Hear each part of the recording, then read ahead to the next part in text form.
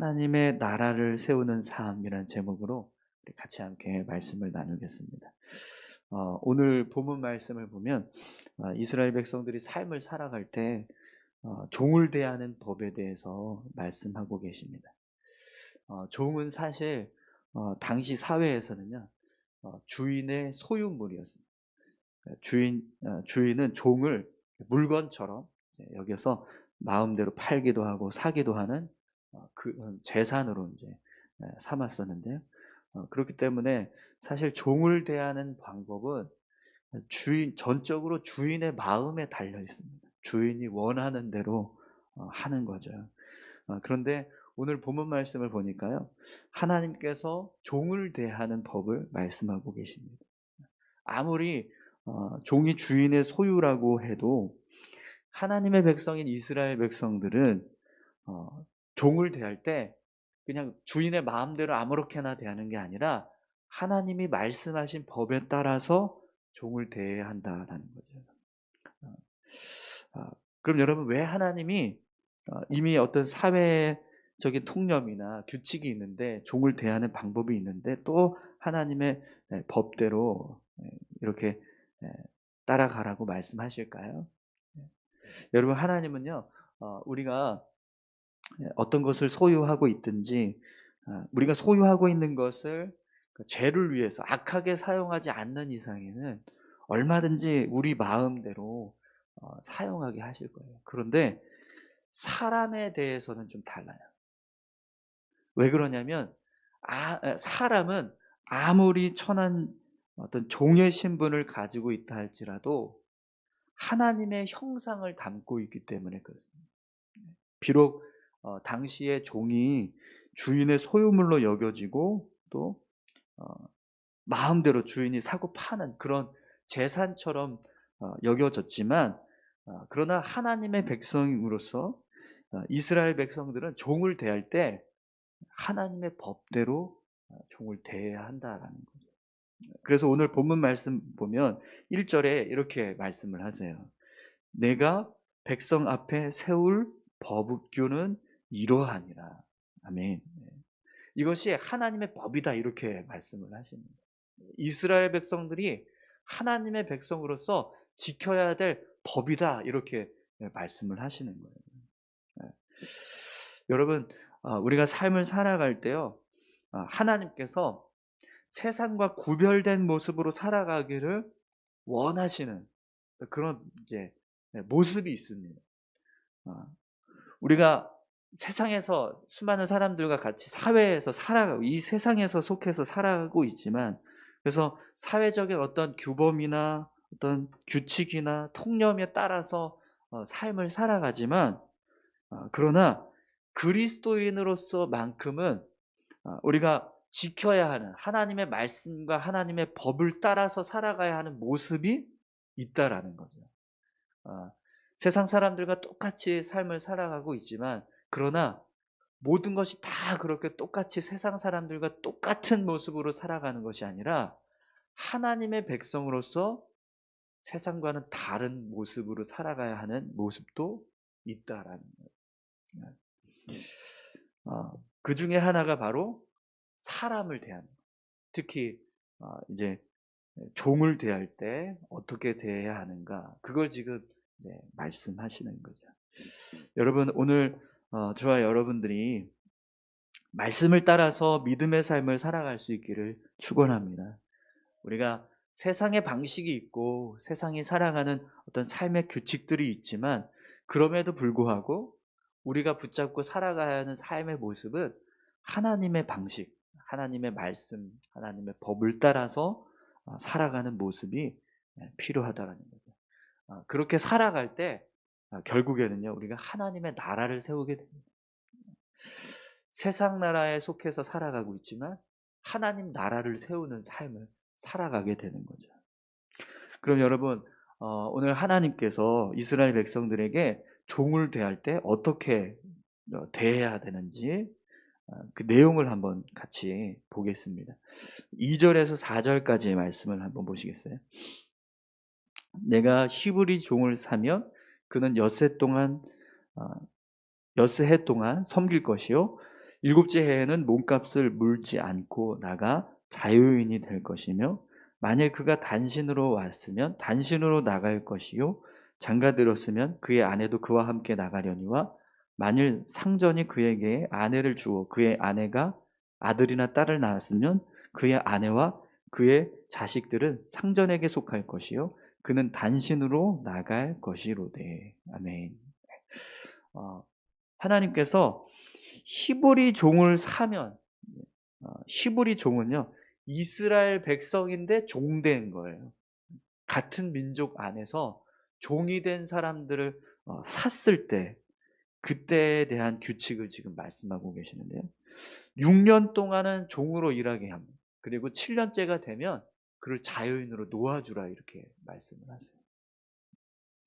그가 단신으로 왔으면 나갈 때도 이제 단신으로 그냥 자유롭게 나가게 하라는 거예요. 7년째가 되는 해에. 그리고 장가 들었으면 아내도 같이 자유롭게 7년째가 되는 해에는 둘 다 자유롭게 나아가게 자유인으로 놓아주라는 거죠. 그런데 만약에 상전이 이 종에게 아내를 주었어요. 그래서 그 아내가 아이를 낳고 그러면 아내와 아이는 상전에게 속하지만 이 종되었다는 사람은 7년째가 되었을 때는 자유롭게 풀어주라 이렇게 말씀합니다. 여러분 하나님께서 말씀하시는 이 법은요 사실 당시 사회적인 어떤 통념을 완전히 깨트리는 겁니다. 종은 영원히 종속되는 거라고 생각을 했었거든요. 그런데 히브리 종을 샀을 때는 6년간만 종으로 삼고 7년째 되는 해에는 그냥 풀어주라는 거예요.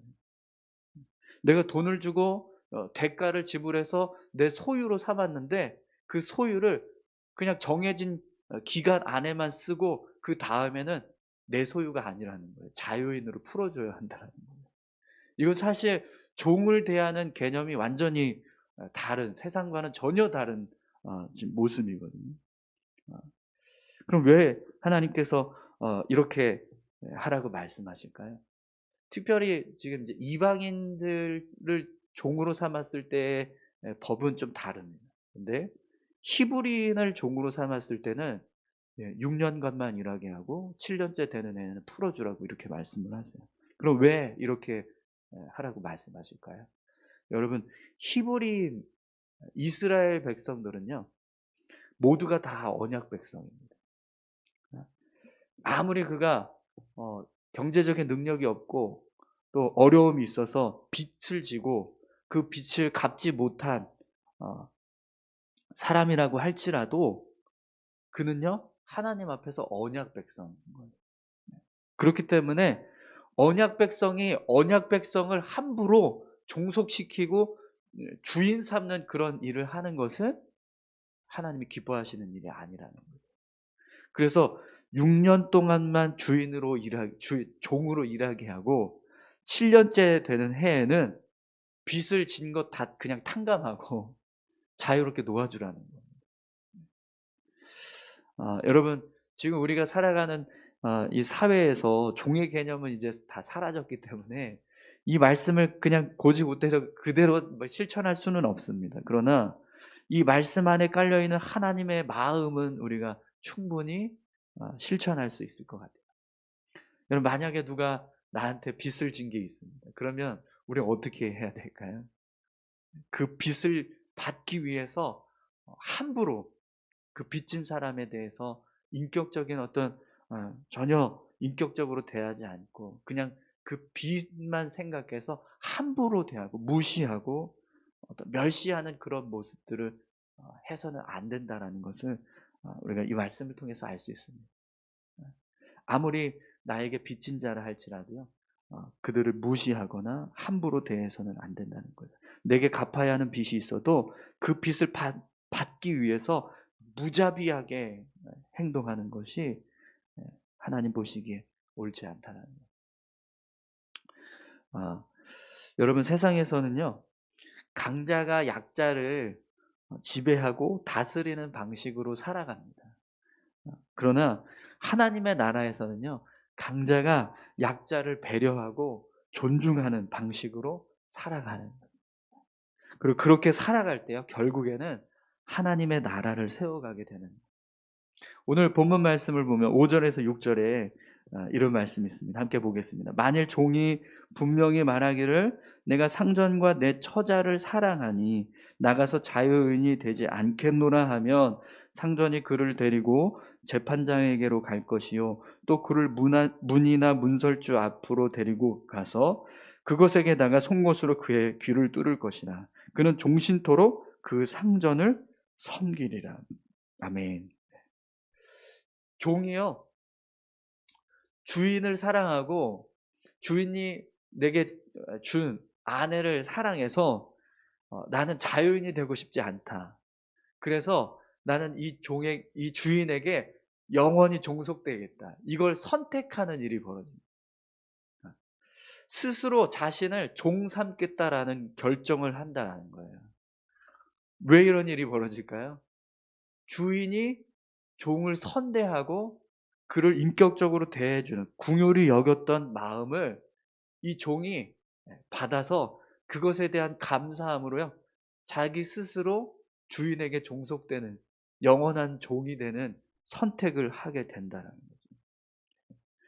주인의 선대와 궁휼이 종의 마음을 얻어서 영원한 종으로 주인을 섬기는 헌신의 모습이 일어나게 된다. 이것이 바로 하나님의 나라의 모습이라는 겁니다.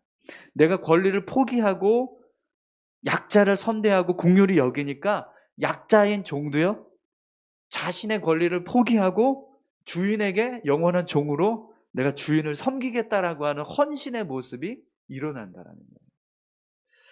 거예요. 여러분, 오늘 저와 여러분들의 삶에도요, 이런 하나님의 나라가 세워지기를 소망합니다.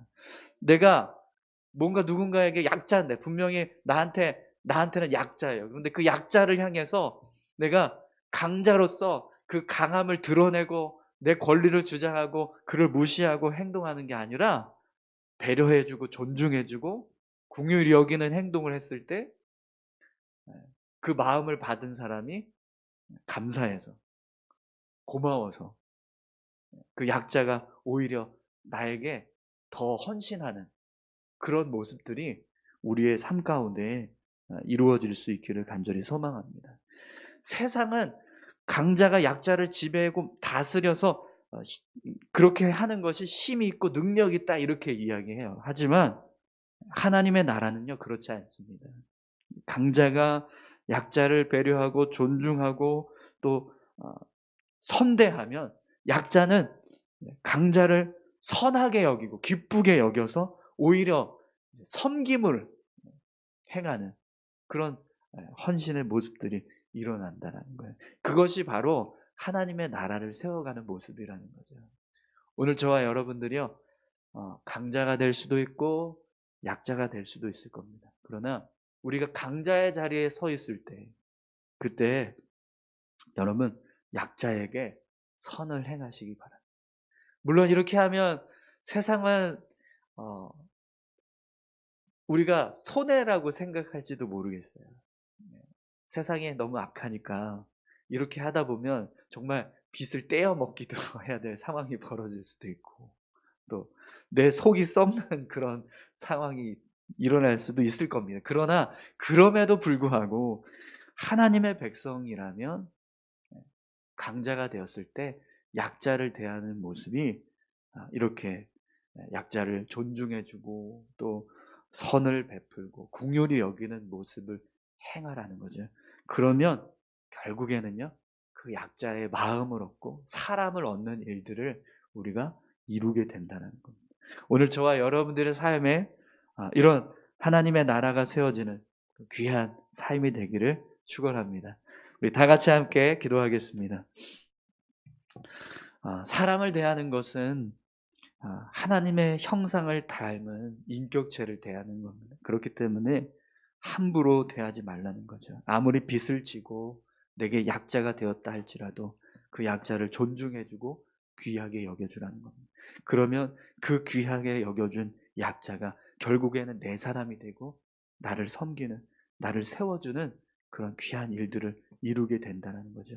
오늘 우리의 삶에 그런 은혜의 역사들이 일어나기를 소망합니다. 우리 다 같이 함께 그렇게 우리가 삶을 살아갈 수 있게 해달라고. 세상 방법대로 사는 것이 아니라 하나님께서 주신 말씀대로 우리가 삶을 살았을 때 하나님의 나라를 세우는 귀한 삶이 되게 해달라고 우리 다 같이 함께 기도하겠습니다. 아버지 하나님 감사합니다. 오늘도 믿음으로 살아가길 원합니다. 하나님, 세상 방법이 있습니다. 우리가 살아가는 방식이 있습니다.